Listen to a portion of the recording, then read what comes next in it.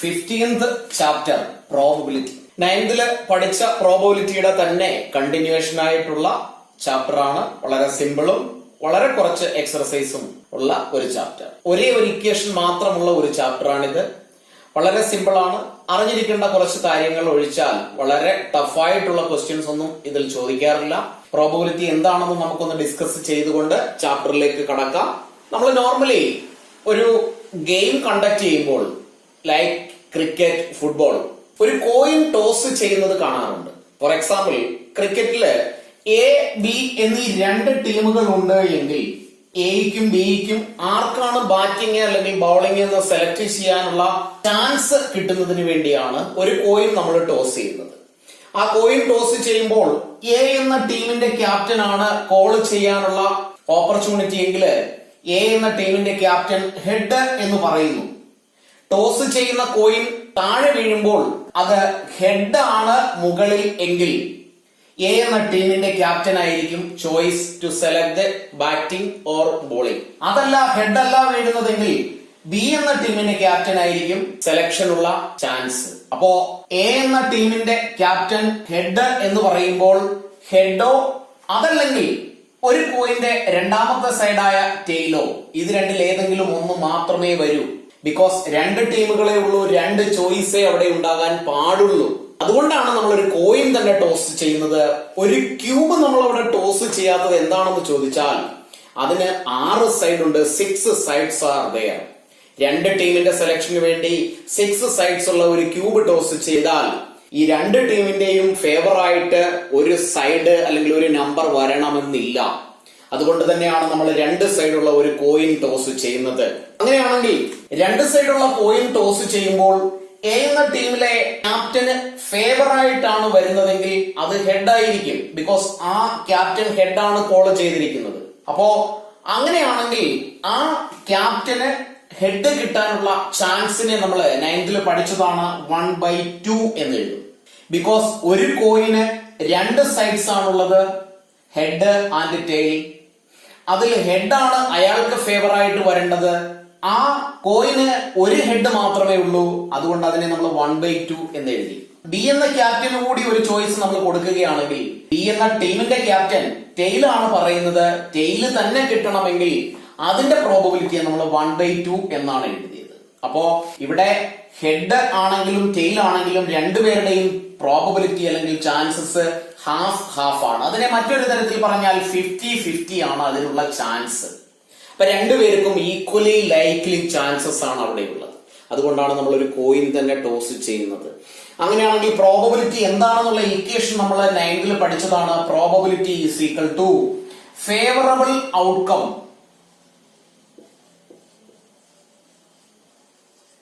Divided by total possible outcome. Total outcome എന്ന് എഴുതിയാലും മതി.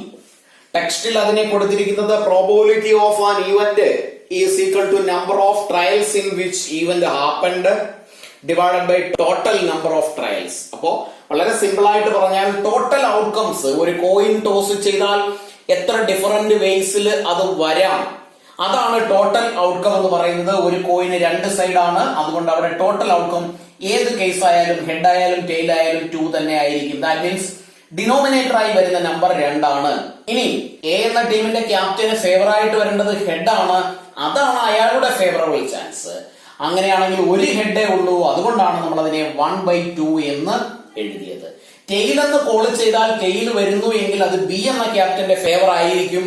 അതുകൊണ്ട് നമുക്ക് അതിനെയും 1/2 എന്ന് എഴുതാം. ദാറ്റ് മീൻസ് ഫേവറബിൾ ഔട്ട്കം എന്ന് പറഞ്ഞാൽ എന്താണോ ഫേവർ ആയിട്ട് വരേണ്ടത്, അല്ലെങ്കിൽ നമ്മുടെ ഒരു ക്വസ്റ്റ്യനിൽ ചോദിക്കുന്നു, ആ ചോദ്യത്തിന് അനുസരിച്ച് ആൻസർ വരേണ്ടത് എന്താണോ, അതിനുള്ള നമ്പർ എന്താണോ, അതിനുള്ള കണ്ടീഷൻ എന്താണോ, അതിനനുസരിച്ചാണ് വരുന്നത്, അല്ലെങ്കിൽ അത്രയും ടൈംസ് ആണ് അത് വരുന്നതെങ്കിൽ അതിനെ നമ്മൾ ഫേവറബിൾ ഔട്ട്കം എന്ന് വിളിക്കും. അപ്പോ പ്രോബബിലിറ്റി കണ്ടുപിടിക്കുന്നതിനുള്ള ഇക്വേഷൻ വളരെ സിമ്പിൾ ആണ്. ഒരു ഡിനോമിനേറ്ററും ഒരു ന്യൂമറേറ്ററും.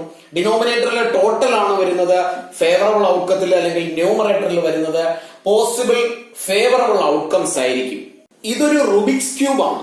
ഇതിന്റെ ഓരോ സൈഡും ഓരോ കളറാണ്. Red, green, orange, blue, yellow, white. എന്നാൽ നമ്മൾ ക്വസ്റ്റ്യനില് മാക്സിമം കണ്ടുവരുന്ന dyes when two dice are thrown simultaneously എന്ന തരത്തിലുള്ള ക്വസ്റ്റ്യൻ. ആ ഡൈസിലാണെങ്കിൽ കളറല്ല, അതിന് 6 സൈഡ്സ് ആർ ദെയർ. ഓരോ സൈഡിലും ഓരോ നമ്പറുകളാണ് മാർക്ക് ചെയ്തിരിക്കുന്നത്.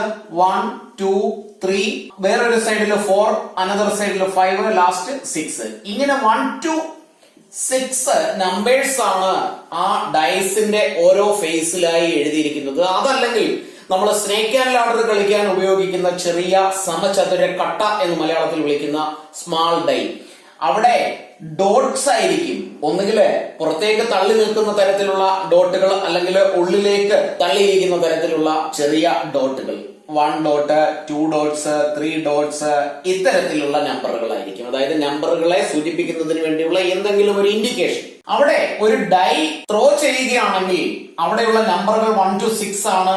ദാറ്റ് മീൻസ് 1 to 6, 1 2 3 4 5 6 നമ്പേഴ്സ് ആണ് അവിടെ ഉള്ളത്. അതുകൊണ്ട് ഇതിനെ ബേസ് ചെയ്ത് ചോദിക്കുന്ന ഏതൊരു ക്വസ്റ്റ്യന്റെയും ഡിനോമിനേറ്റർ ആയി വരുന്ന നമ്പർ 6 ആയിരിക്കും.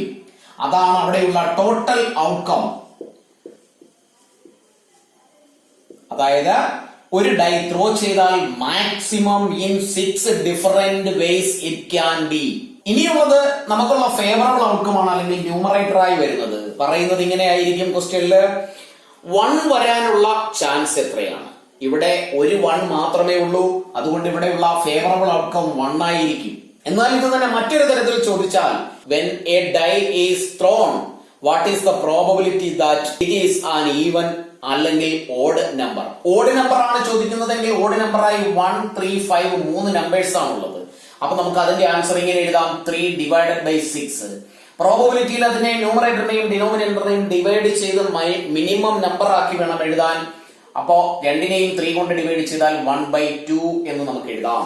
സെയിം വേ ഓഡ് നമ്പറിന് പകരം ഈവൻ നമ്പർ ആണ് ചോദിക്കുന്നതെങ്കിൽ 1 2 3 even numbers are there, therefore 3/6 1/2 എന്ന് എഴുതാം. ഇനി ഇവിടെ ഇതിനെ മറ്റൊരു തരത്തിൽ പറഞ്ഞാൽ, ഈവൻ നമ്പർ വരിക എന്ന് പറഞ്ഞാൽ ഓഡ് നമ്പർ വരാതിരിക്കുക എന്നാണ്. അതർവൈസ് ഓഡ് നമ്പർ വരിക എന്ന് പറഞ്ഞാൽ ഈവൻ നമ്പർ വരാതിരിക്കുക.